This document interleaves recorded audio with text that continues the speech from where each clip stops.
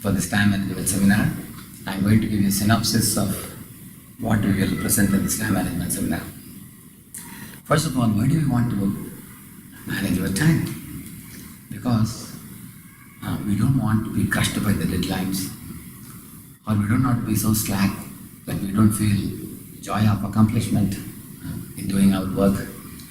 We want to manage time in such a way that we will be able to experience true fulfillment and joy in our life.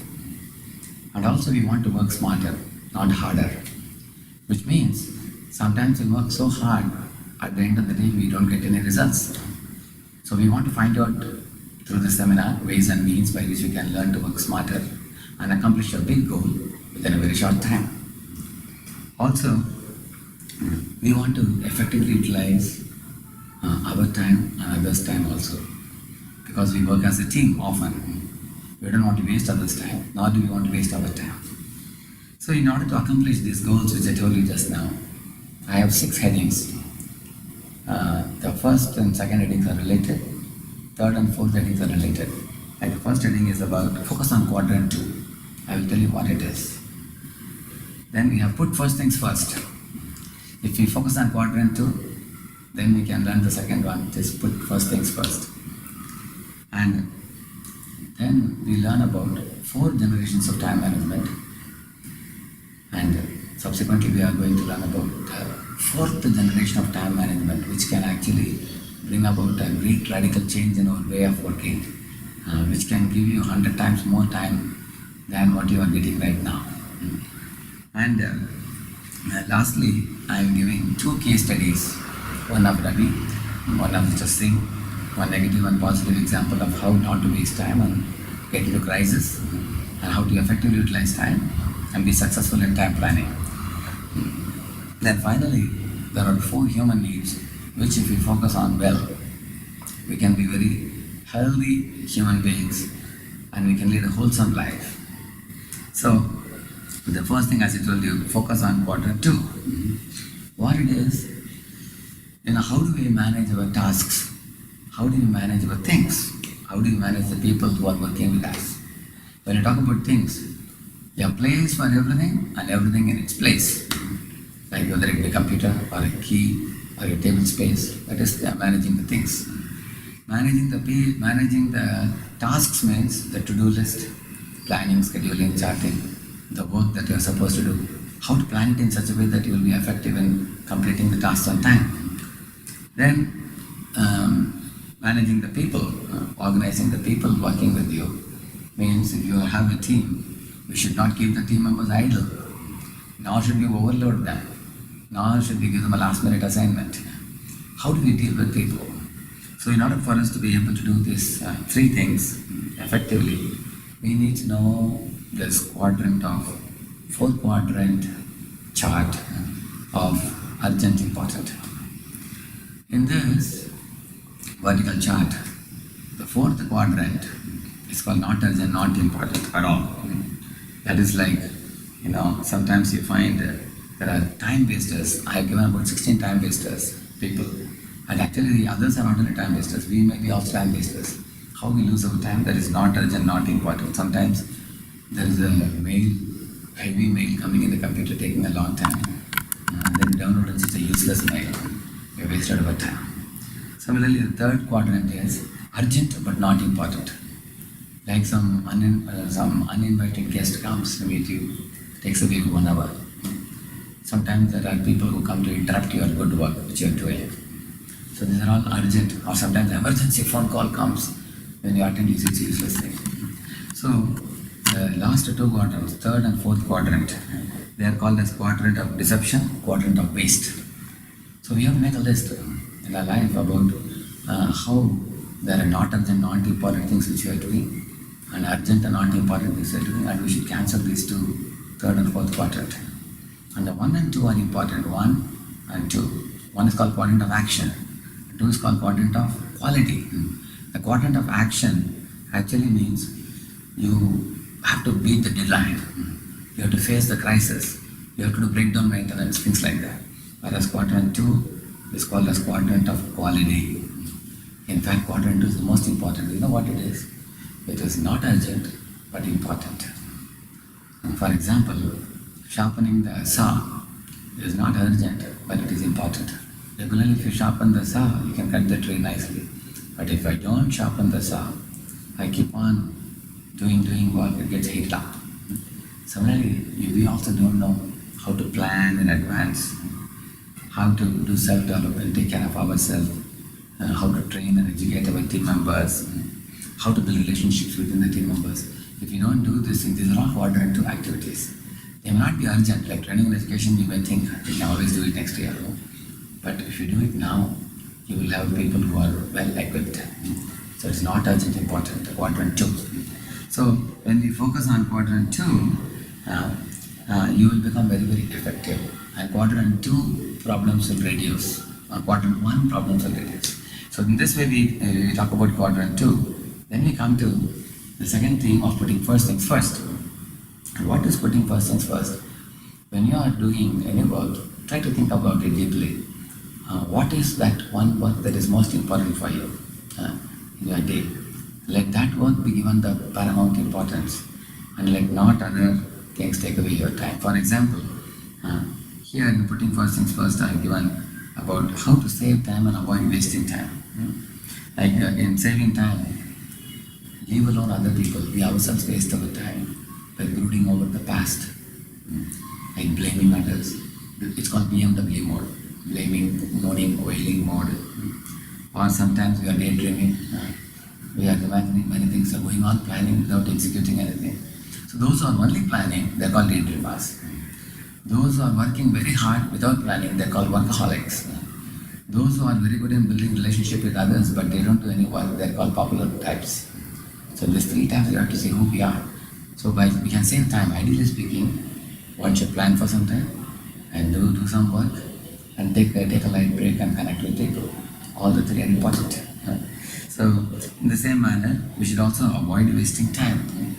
Like when we have a team of people, I told you how we may keep them idle, or we may overload them, or sometimes we may be reinventing the same thing which was done previous year by someone.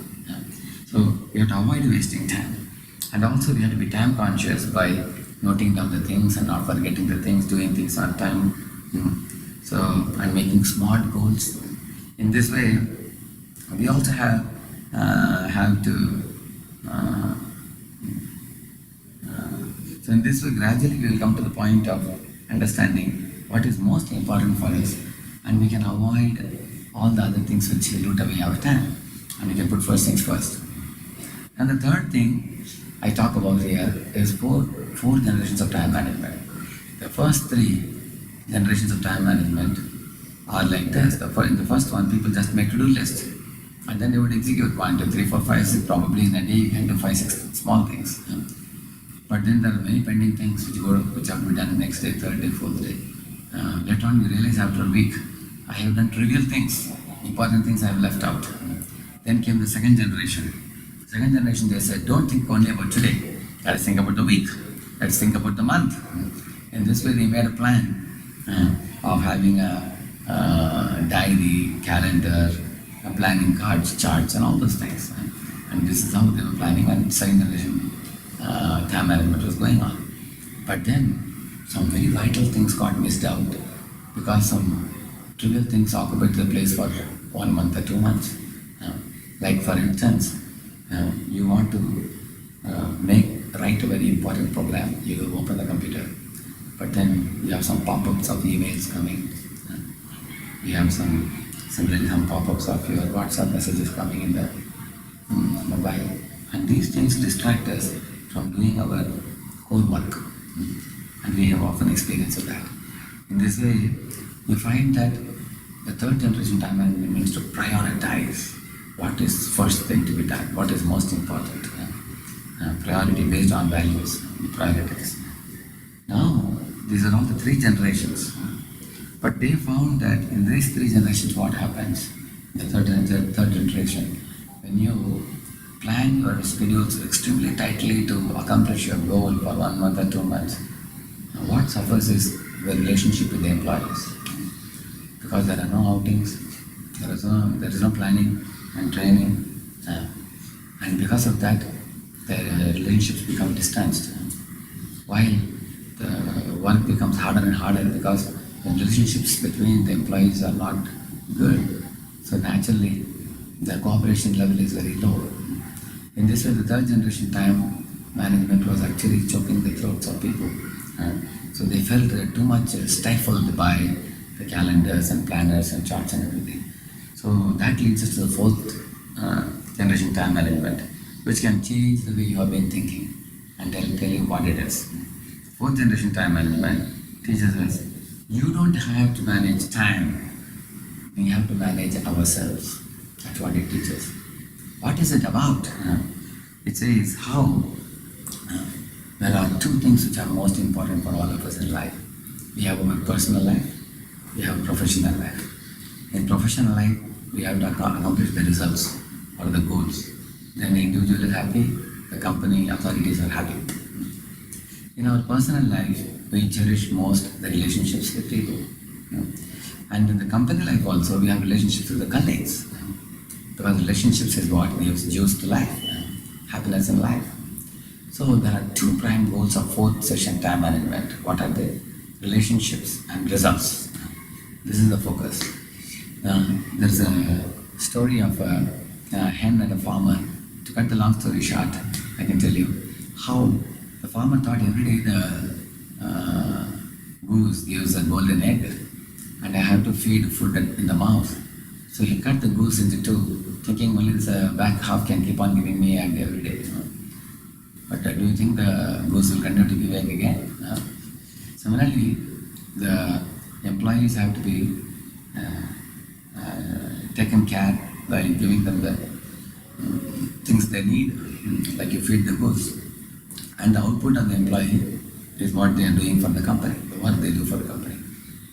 So, intelligent company authorities, they know how to take care of the employees so well that the employees will produce very good results for the company. And it's not only the big organization, it's even the team. If you take your own team, if you take care of these two things, we want results produced by the team, but we will preserve the relationships within the team.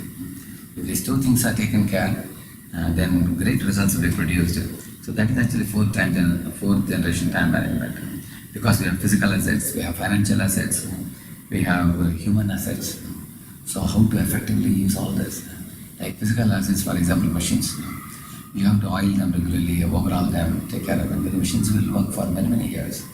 But if we run them out very fast, they will be finished in a year. Similarly, human beings also. Your company can take care of the team members very well, and the relationships are good. They produce results also very powerfully. So these two things, relationships and results. Therefore, these two are related things. I told you, the quadrant 2, putting the first things first and focus on relationships and results. In order for us to do all these things, think about it in your life. What is that one activity by doing which you can be more happier and more successful in your personal life, in your professional life? So, for that, the focus is quadrant 2. Quadrant 2 means, for example, self-management, self-development, taking care of your physical, emotional, intellectual, spiritual, all levels of your personality. Similarly, each member of your team, if they are healthy, they will not collapse, and they will continue to offer very good service physically. Similarly, emotionally, they are sound, they are having good relationships with one another, then the team is likely to be cooperative. Imagine in a boat race, that all the people are rowing the boat in the same direction like this, then they become the winners. If some are rowing like this, some are rowing in the opposite way, then how can the team win? So therefore, there has to be cohesion within a team. In this way, improving communication with one another in the team, better planning and organizing, preventive maintenance, not breakdown maintenance. Prevention is better than cure. So all these things come in quadrant 2. So in this way, quadrant 2, as I told you, is important but not urgent. But intelligent people know, just like a college student knows, examination is at the end of the semester, there are 6 months to go. But to study for the exams is important. I can't be playing cricket all day for the whole semester, and at the end of the semester I shouldn't be failing. So it's important, may not be urgent, but let me prepare right from now. Similarly, in a company also, we take care of this. And then I'm giving a couple of case studies, one of Ravi and one of Mr. Singh. One is a negative example of how Ravi got into crisis management, increasing blood pressure, and due to which increasing adrenaline in the system, all these things, anger, and losing control of time. That is Ravi. On the other hand, Mr. Singh, he adopted almost 7-8 procedures, which I have given in a format of a case study, by reading which the participants will easily understand and extract some 8 or 10 principles from Mr. Singh's life, what all we should do in order to effectively manage our time. And the concluding part is last one, the fulfillment of human needs. You see, in our life, if you take very good care of the body, a man is called as a good animal. You know why? Animals are healthy, they eat well, so we take care of the body. So it's incomplete attention, care only for the body. But if one is very good in his job in the company, he is keeping abreast of what is happening in the world in his own field, and he is very great expert in his field, then he is called as a good craftsman, or he is very competent.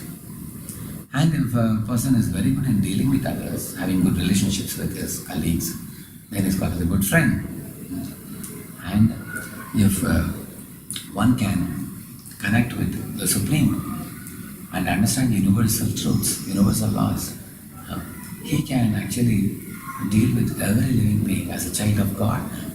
And such a person can be very broad-minded, very forgiving, very compassionate, very kind, very courteous, and cooperative, friendly, all good qualities. So then he's called as a good saint.